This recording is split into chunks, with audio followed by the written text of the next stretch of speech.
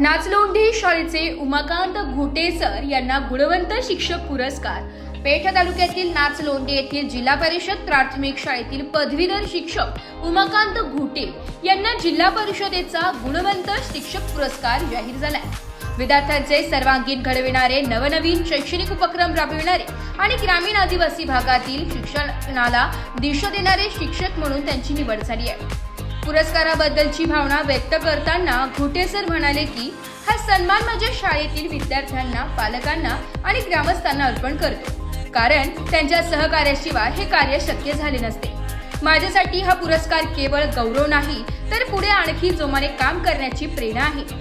स्वयंअध्ययनाची सवय लागावी म्हणून घोटे सरांनी विविध उपक्रम राबवले। त्यांनी शाळेत पर्यावरण संवर्धन व परसबाग उभारून विद्यार्थ्यांना प्रत्यक्ष कृतीतून निसर्ग प्रेम व जबाबदारी शिकवली आहे। विज्ञान प्रदर्शन, शैक्षणिक सहली व कार्यशाळा यामुळे विद्यार्थ्यांची सृजनशीलता, जिज्ञासा आणि आत्मविश्वास वाढीस लागलाय। तंत्रज्ञानाचा वापर करून अध्यापन अधिक रोचक व परिणामकारक करण्यात त्यांनी पुढाकार घेतलाय। आदिवासी भागातील शाळेत काम करताना त्यांनी आदिवासी संस्कृतीचे संवर्धन साधले। त्याचबरोबर ग्रामीण व आदिवासी मुलांच्या शिक्षणातील अडचणींवर मात करण्यासाठी पालक आणि ग्रामस्थांचा सक्रिय सहभाग वाढवलाय। आदर्श शिक्षक तोच जो विद्यार्थ्यांमध्ये ज्ञानासोबतच जीवनमूल्य व आत्मविश्वास रुजवतो, असे घोटे सरांनी व्यक्त केले। पुढील काळात शाळा व विद्यार्थ्यांसाठी नवीन शैक्षणिक उपक्रम आणि आधुनिक तंत्रज्ञानाधारित प्रकल्प राबवण्याचा त्यांनी संकल्प व्यक्त केलाय। शाळेतील विद्यार्थी, पालक व ग्रामस्थांनी घोटे सरांचा सन्मान हा अभिमानास्पद असल्याचं सांगत त्यांचं अभिनंदन केलंय। मला त्याचा अभिमान आहे, मला पुरस्कार मिळाल्याबद्दल, कारण यातून मला प्रेरणा मिळणार आहे। या पुरस्कारासाठी हा माझा एकट्याचा पुरस्कार नाही, माझे विद्यार्थ्यांमुळे, माझे शिक्षक मित्र यांच्यामुळे आणि पालकांच्या सहकार्यामुळे मला हा आदर्श शिक्षक पुरस्कार मिळालेला आहे। विद्यार्थी स्वयं अध्ययनाची सवय लावण्यासाठी आपण कोणते विशेष उपक्रम शाळेमध्ये राबवतात सर? आमच्या शाळेमध्ये आम्ही संध्याकाळी 6 ते 7 या कालावधीमध्ये ओट्यावर मुलं बसून त्यामध्ये स्वयं अध्ययनासाठी आम्ही त्या ठिकाणी ती मुलं बसवतो आणि प्रत्येक पाडेवाईज आम्ही एका ओट्यावर तिथं आम्ही हाजरी ठेवलेली आणि पालकांच्या देखरेखीखाली आम्ही तो वर्ग चालवतो आणि आम्ही मध्ये पण जाऊन संध्याकाळी आम्ही तो वर्ग व्हिजिट करतो आणि सकाळी सुद्धा शाळेत येण्या अगोदर ती मुलं घरी बसतात। म्हणजे आम्ही ह्या मुलांना स्वयं अध्ययनासाठी घरगुती त्या ठिकाणी वाचन कसं करावं त्यासाठी सवयीसाठी हा उपक्रम लागू केलेला आहे। पर्यावरण संवर्धन असेल, तसेच शालेय परसबाग या उपक्रमांमुळे मुलांमध्ये काय बदल जाणवले? परसबागेमुळे मुलांना वृक्ष संवर्धनाची आवड निर्माण झालेली, त्यामध्ये पर्यावरणाची निगा कशी राखायची, त्यामध्ये आपण परसबागेत कोणता कचरा, ओला कचरा, सुका कचरा कशा प्रकारे वेगळा करायचा आणि कोणता उपयोग आहे त्याचं योग्य कचऱ्याचं नियोजन करण्यासाठी मुलांना सवय लागलेली। तसंच पाण्याचं व्यवस्थापन, पाण्याची काटकसर कशी करायची, कमी पाण्यामध्ये आपल्याला चांगल्या प्रकारे कसं हे करता येईल ही मुलांना जाणीव निर्माण झाली आणि त्यातूनच विद्यार्थ्यांना वृक्ष संवर्धनाची जाणीव निर्माण होऊन त्यामध्ये वृक्ष लागवडीची आवड निर्माण झालेली। तंत्रज्ञानाचा वापर करून आपण अध्यापन अधिक प्रभावी कसे केले आहे?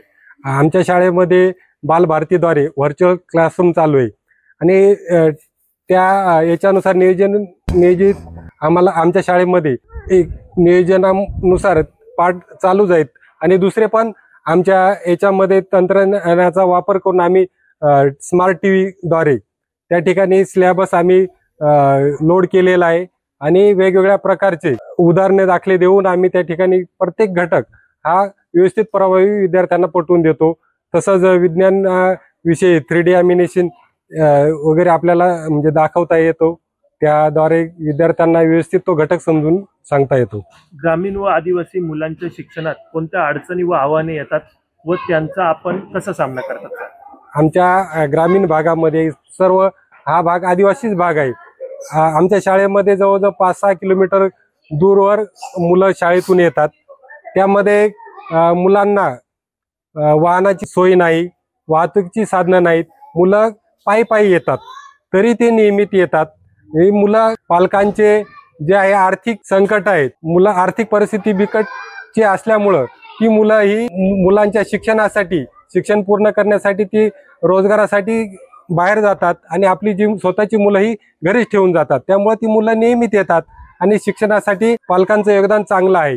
कारण आदिवासी भाग असून सुद्धा ते चांगल्या प्रकारे सहकार्य करतात आमच्या शिक्षकांसाठी. आपल्या दृष्टीने एक आदर्श शिक्षक कसा असावा? विद्यार्थी प्रेमी, विद्यार्थ्यांना मार्गदर्शन करणारा आणि विद्यार्थ्याचा मित्र असावा. पुढील काळात शाळा व विद्यार्थ्यांसाठी आपण कोणती नवीन योजना किंवा उपक्रम राबवण्याचा विचार करत आहात? आपल्याला वेगवेगळ्या तंत्रज्ञानाचा वापर करून लिटरेसी प्रोग्रामद्वारे आपण वेगवेगळे प्रोग्राम घेता येतील आपल्याला. तसंच जीवन कौशल्यावर आधारित व्यावसायिक शिक्षणासाठी आपण भर देण्यासाठी वेगवेगळे उपक्रम आपल्याला घेता येतील. जाता जाता शिक्षकांना आणि विद्यार्थ्यांना काय संदेश द्याल? विद्यार्थ्यांना जे जे उपक्रम शाळेमध्ये राबवले जातील त्या उपक्रमाचा फायदा नेहमीच होत राहील आणि मी वेगवेगळे नाविन्य उपक्रम घेऊन विद्यार्थ्यांना चांगल्या प्रकारे शिकवण्याचा प्रयत्न करणारच आहे. आणि ते नवीन तंत्रज्ञानाचा वापर करून विद्यार्थ्यांना त्या ज्ञानाचा उपयोग होण्यासाठी मी मदत करेल आणि ते मुलांना आवडेलच. तसंच प्रात्यक्षिकाद्वारे वेगवेगळे प्रयोग, प्रात्यक्षिक आणि साहित्य तयार करून विद्यार्थ्यांना त्या ठिकाणी जवळीक साधून वेगवेगळ्या प्रयोगामध्ये जिज्ञासा वृत्ती, आत्मविश्वास निर्माण करून त्यांना चांगलं जीवन जगण्यासाठी मी प्रेरणा देणार आहे.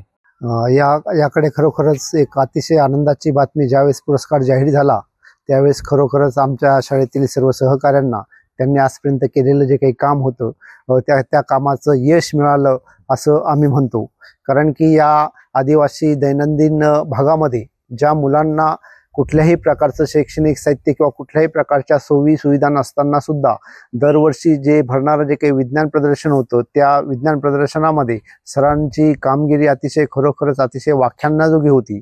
प्रत्येक दरवर्षी एक हमखास जिल्ह्याला तालुका स्तरावरून दरवर्षी पुरस्कार मिळाला की सरांच्या मार्गदर्शनामुळं विद्यार्थ्यांना सुद्धा विज्ञान विषयामध्ये जी काही गोडी होती ती गोडी लागली आणि वेगवेगळ्या प्रत्येक उपक्रमामध्ये सरांचा जो काही सहभाग असतो तो सहभाग अतिशय वाखाणण्याजोगा होता. आणि निश्चितचपणे खरोखरच ती एक आमच्या सर्व सहकाऱ्यांसाठी आणि शाळेसाठी त्याचबरोबर गावासाठी एक आनंदाची बातमी. सर, मी वैभव शांताराम शिंदे, प्राथमिक शिक्षक, जिल्हा परिषद प्राथमिक शाळा नाचलोंडी. आमच्या शाळेतील विज्ञान पदवीधर शिक्षक श्री उमाकांत घुटे सर यांना आदर्श शिक्षक पुरस्कार मिळाल्याबद्दल आम्हा सर्व शिक्षकांच्या वतीने त्यांचे खूप खूप मनपूर्वक अभिनंदन. त्यांनी केलेल्या कामाची शासनाने ही घेतलेली उत्तम दखल आहे असे आम्ही मानतो आणि त्यांना भविष्यासाठी शुभेच्छा देतो. धन्यवाद. मी कांता धर्मा ठेपणे, जिल्हा परिषद शाळा नाचलोंडी. आमच्या शाळेचे उमाकांत घुटे सर यांना आदर्श शिक्षक पुरस्कार जाहीर झाला त्याबद्दल मी त्यांचे अभिनंदन आणि शुभेच्छा देते त्यांना. त्यांनी केलेल्या कार्याची पावती त्यांना मिळालेली आहे. आजपर्यंत दुर्गम भागामध्ये एवढं उत्कृष्ट काम त्यांनी म्हणजे पाहायला मिळालेलं नव्हतं, पण त्यांनी राज्य स्तरापर्यंत त्यांना विज्ञान प्रदर्शनामध्ये बक्षीस मिळालेली आहेत. त्यांच्या या कार्यामुळे या शाळेतील विद्यार्थ्यांना विज्ञानाची गोडी लागलेली आहे. विद्यार्थी जे आहे ते वेगवेगळे प्रयोग करून पाहत असतात आणि काही अडचण आली तर ते त्यांना शंका विचारत असतात आणि ते सुद्धा मार्गदर्शकाचं काम उत्तम प्रकारे पार पाडत असतात आणि याबद्दल त्यांचं कौतुक करावं ते थोडंच आहे. मुलांना ते नेहमी विज्ञानाच्या याच्यामध्ये शंका कुशंका ज्या असतील त्या शंकांचं निरसन ते करत असतात आणि विद्यार्थ्यांना योग्य प्रकारे मार्गदर्शन करून त्यांना ते पुढे जाण्यासाठी मदत करत असतात. आजपर्यंत त्यांना प्रत्येक ठिकाणी यश आलेलं आहे. जेवढ्या वेळी त्यांनी विज्ञान प्रदर्शनात भाग घेतलेला आहे त्यावेळी त्यांना अपयश म्हणून पाहायला मिळालेलं नाही. आजपर्यंत प्रत्येक ठिकाणी जिल्हा स्तरापर्यंत राज्य स्तरापर्यंत त्यांना बक्षीस मिळालेलं आहे. याबद्दल मी त्यांचं अभिनंदन करते आणि त्यांना शुभेच्छा देते. ब्युरो रिपोर्ट, नाशिक लोकशाही न्यूज.